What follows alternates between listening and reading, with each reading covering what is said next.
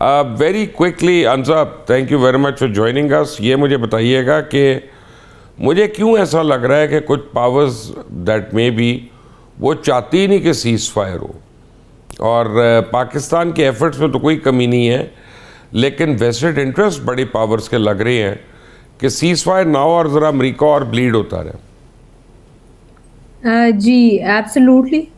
मुझे भी ऑब्वियसली कि जिस तरह की सिचुएशन आ रही है, उसके साथ-साथ तो डेफ़िनेटली लग रहा है कि अमेरिका और इज़राइल की जो अ, ये कि इस पूरी जंग के अंदर ये बुनियादी जो भी हमलात बढ़ते जा रहे हैं, तेहरान के करीब भी आज देखें हम डेट 37 पे बैठे हुए हैं और स्टील प्लांट्स को निशाना बनाया जा रहा है, कैरेट एंड स्टिक अप्रोच रखी जा रही है, जहाँ बात एक जगह तो स्टेटमेंट्स आ रही हैं कि जी हम नेगोशिएशंस के लिए तैयार हैं। टिपिकल एक एजेंडा था, अमेरिका इसी तरह ऑपरेट करता है, और दूसरी तरफ जी स्टिक अप्रोच के मिलिट्री माइट एक्सर्ट की जा रही है। आई थिंक ये दोनों तरफ से ये एक वही मैंने आपको जैसे पिछली दफ़ा भी मेंशन किया था, मुझे जहाँ तक नज़र आ रहा है ये एक वॉर विदाउट विक्ट्री टाइप का मॉडल है।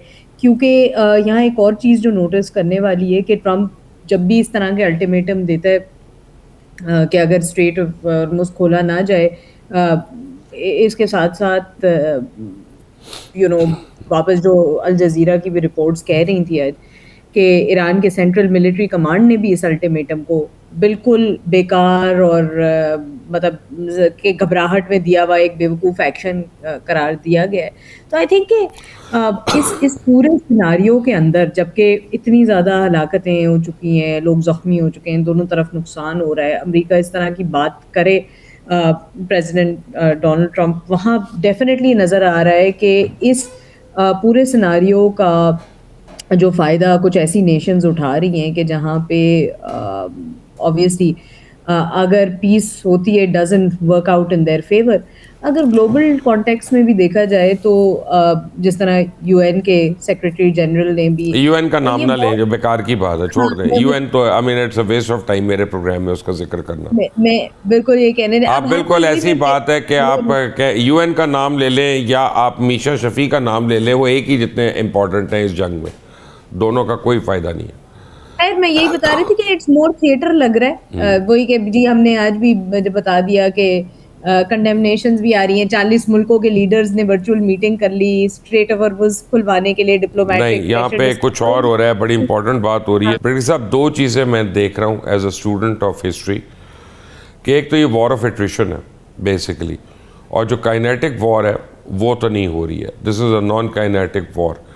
और इसमें स्पेस भी यूज़ हो रही है, इसमें ईडब्ल्यू भी इस्तेमाल हो रही है, इसमें साइबर वॉरफेयर भी इस्तेमाल हो रही है।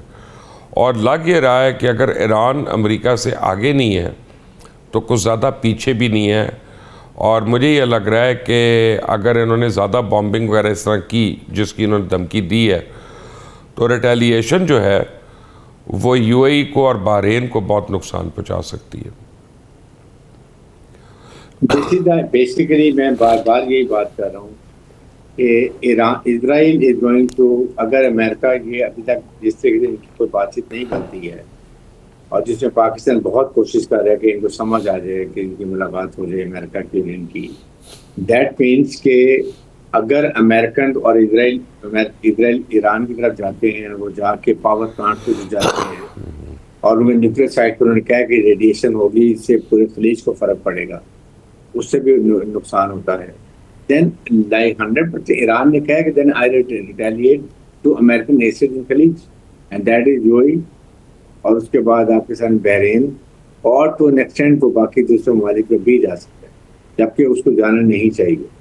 तो इसके साथ इससे एस्केलेशन ज़्यादा हो गया। बहरीन में जाके वो डिसैलिनेशन उड़ा देता है उनका, या कुवैत में डिसैलिनेशन उड़ा देता है। मुझे आप बताइए कि इससे एक बहुत बड़ा क्राइसिस हो जाए। तो 2 हफ्ते से ज़्यादा मेरे नहीं ख्याल के वहाँ पर कोई लोग रह सकेंगे। अभी तक तो वो बेसिकली रिलीजियस रीजंस की वजह से उन्होंने पानी के प्लांट्स को हिट नहीं किया, जो उनके फेथ है। yes. लेकिन जब एक एक्सकेलेट ज़्यादा हो जाता है, अगर वो जाके ईरान को नुकसान पहुँचाता है इसराइल, जो कि वो छेड़छाड़ यही करेगा, उसके बाद क्या होगा? बात ये कि इसके लिए it is the time. Tomorrow अगर इनके जहाज ना गिरे होते अमेरिका के, तो they could have a face saving कि जी हमने उनकी एयर पावर खत्म कर ली, मिसाइल लॉन्चर 80% खत्म कर दिए, न्यूक्लियर कैपेसिटी खत्म कर दी, हमने उसके बाद उनकी एयरफोर्स नेवी खत्म कर दी, so we have decided to exit. वो ये कर सकते, लेकिन अब तो उनके पास एक्सक्यूज ही नहीं रह गया। Now they have no excuse. अभी बात तो है सिर्फ नेगोशिएशंस की, जहां पर आके यूरोप, मेरे ख्याल में यूरोप वांट के अमेरिका को इस वक्त नेटो चाह रहा है कि एक्सपोज हो जाए, जितनी बातें कर रहे हैं प्रेसिडेंट ट्रम्प, सी कि वहां कहाँ जाके कितना नुकसान हो जाए। और कांग्रेस की तरफ से भी बड़ा प्रेशर अभी इनके तरफ आ रहा होगा, वो भी इनको अलाउ नहीं कर रहे हैं। मिलिट्री एक्शन जी बूट्स ऑन ग्राउंड के लिए इसको परमिशन लेनी है, वो परमिशन नहीं मिल रही है। आर्मी कमांडर को इससे सैक करके रख दे, which is very serious thing. और इसका मतलब बहुत ज्यादा अंदर खिचड़ी पक रही है कि नहीं, they don't agree to his proposal. और फिर अमेरिकन डिफेंस सेक्रेटरी भी अपना काफी एक देखेंगे होल्ड लूज का जिस तरीके से बात कर रहे हैं, उसको कल जो कांग्रेस सेनेट में काफी ज्यादा पुष्टि भी उठानी पड़ी है। तो इस कॉन्टेस्ट पे देखा जाए तो अभी भी मौका है कि एक इस्लामिक ममालिक के 57 है। आई थॉट कि आज किसी हालत में भी इनको चाहिए था एक स्ट्रॉन्ग स्टेटमेंट दे देते इस वॉर को रोकने के लिए, सब मिलके इस्लामिक ममालिक इकट्ठे हो जाते। मुझे तो एक समझ नहीं आती कि इस्लामिक ममालिक सारा इफेक्ट उनको हो रहा है। वाई डोंट यू, आपको एक हफ्ता पहले बैठ जाना चाहिए था, उसमें ईरान को और अमेरिका को पुश करते जी क्या है मुज़ाकरात करें। अपने अपने इंटरेस्ट हैं सर, अपने अपने इंटरेस्ट हैं।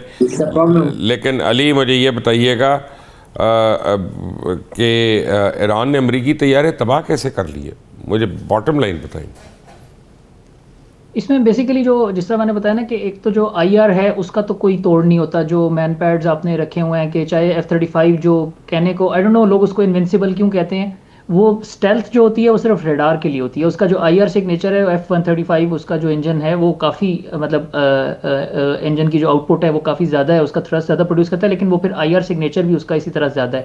तो एक तो ये इंजन तो नहीं छुपेगा ना उसका, वो तो गर्मी छोड़ता रहेगा। आप हाइब्रिड कोई इलेक्ट्रिक जैसे वो गाड़ियों की तरह का कोई जहाज बना ले, तो जब तक उसमें जो टर्बो फैन इंजन है जिसमें कंबस्शन हो रही है, पीछे से वो आफ्टर बर्नर का प्लूम पूरा निकलता है, वो आग की तरह 6-7 फुट दूर तक जाता है। तो आईआर से तो आप जो है ना, ईरान के पास जो आईआर की गाइडेड जो भी उनके आईआर गाइडेंस वाले मिसाइल्स हैं वो तो एक थ्रेट रहेंगे, क्योंकि रडार्स आप तबाह कर सकते हैं कि यहाँ पे इनका कमांड एंड कंट्रोल नोड था, यहाँ पे इनका एयर डिफेंस सिस्टम था। जो मैंने जैसे बताया कि जो छोटे छोटे शोरैट short range air defence system या ये जो शोल्डर माउंटेड जैसे अफगान वॉर में थे स्टिंगर थे, हमने 1999 में अनजा से इंडिया का एक जहाज़ गिराया जिससे वो फ्लाई नाची की था कारगिल वॉर में, he was prisoner of war. तो ये इनका तो तोड़, पहली बात मैंने कहा कि वो कोई नहीं हो सकता कि आप कोई क्लेम करे कि जी हमने उनके आईआर मिसाइल्स भी ख़त्म कर दिए हैं, ये तो थ्रेट रहेगा। दूसरा जो भी एक C-130 वाला उनका जो बेसिकली आ रहा है ना कि हम पायलट को रेस्क्यू करने के लिए गए थे, उस पर मेरा सिर्फ ये क्वेश्चन था कि मुझे उनकी बात अमेरिका की थोड़ी सी इसलिए जो कि हमने खुद तबाह किया, बिकॉज अगर C-130 तबाह होता तो उसमें अभी जो एक कोलंबिया में हुआ था क्रैश हुआ था, तो उसमें 20-24 के करीब जो है ना वो डेथ्स भी हुई थी।